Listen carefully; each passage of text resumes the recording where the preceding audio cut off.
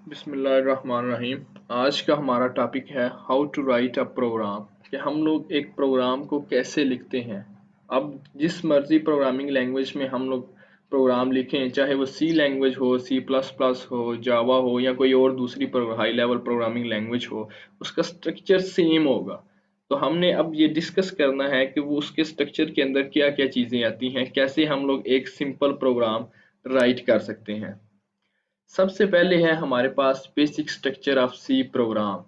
सी program का basic structure, कि हम लोग जब सिंपल प्रोग्राम लिखते हैं तो उसके अंदर क्या क्या चीज़ें आती हैं। जब भी हम लोग प्रोग्राम की बात करेंगे तो उसके अंदर तीन चीज़ें मस्ट इंक्लूड होंगी। सबसे पहले pre processor directive, second main function उस प्रोग्राम के अंदर होगा, और थर्ड प्रोग्राम बॉडी उस प्रोग्राम के अंदर इंक्लूड होगी।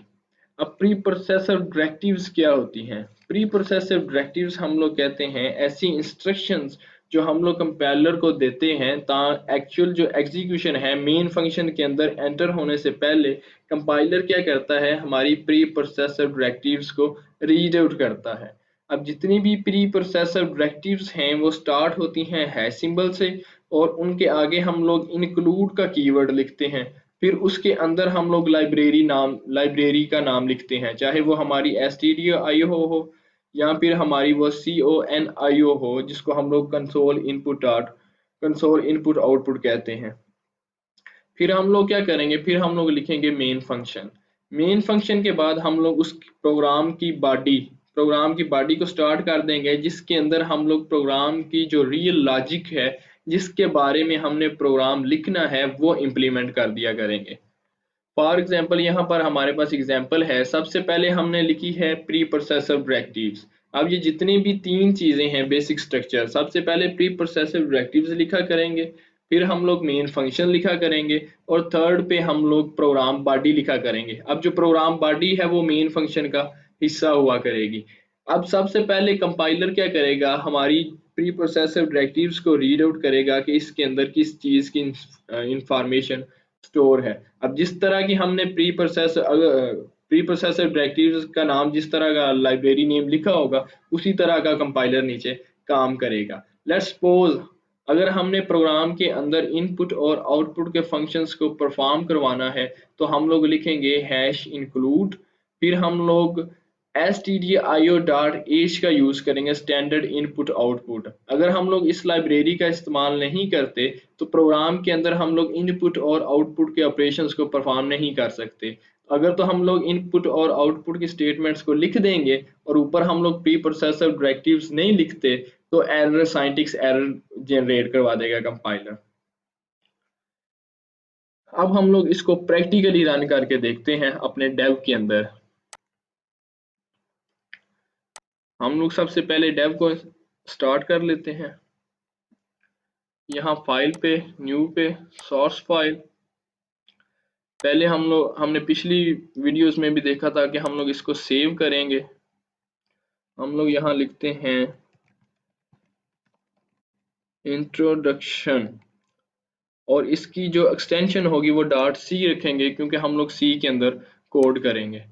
अब हमने क्या करना है, सबसे पहले हम लोग प्री प्रोसेसर डायरेक्टिव्स लिखेंगे जो स्टार्ट होती थी हैश सिंबल से।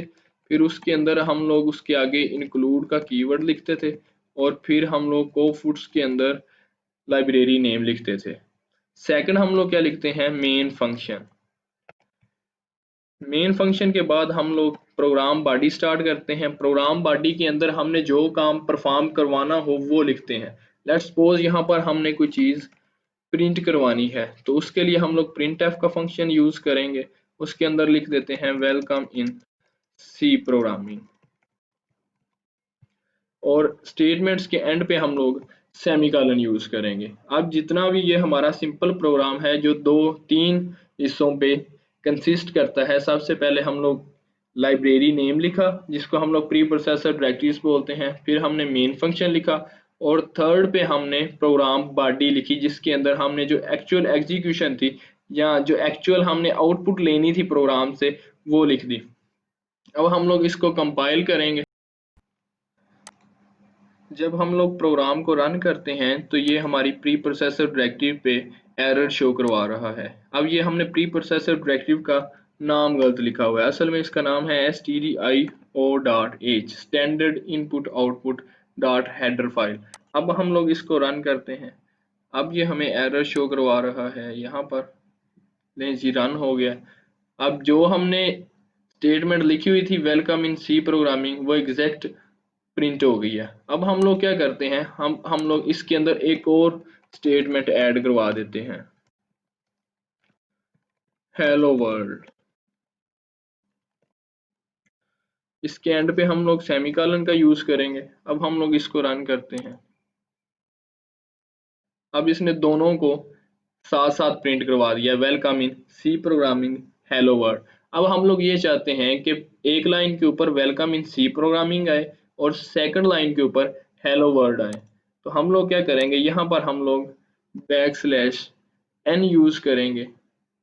अब हम लोग इसको रन करते हैं तो फर्स्ट लाइन पे वेलकम इन सी प्रोग्रामिंग और सेकंड पे हेलो वर्ल्ड चला गया। अब \n क्या करता है, किसी भी आउटपुट को जब हमने न्यू लाइन पे भेजना होगा तो हम लोग \n का यूज करेंगे।